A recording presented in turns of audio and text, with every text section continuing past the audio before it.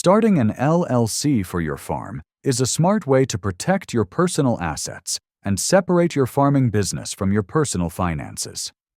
In this video, I'll walk you through the steps so you can set it up the right way. The first step is choosing a name for your LLC. Make sure it's unique and not already in use in your state. You can check availability on your state's Secretary of State website. Your LLC name should include LLC or Limited Liability Company. Next, you'll need to file the Articles of Organization.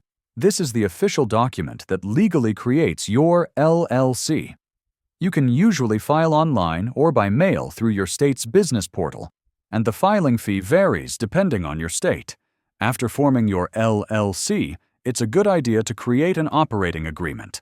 Even if your state doesn't require it, this document helps outline how your farm business will be managed, how profits are shared, and how decisions are made among members. Then, apply for an EIN from the IRS. This employer identification number is free and necessary for taxes, opening a business bank account, and separating farm income from personal finances.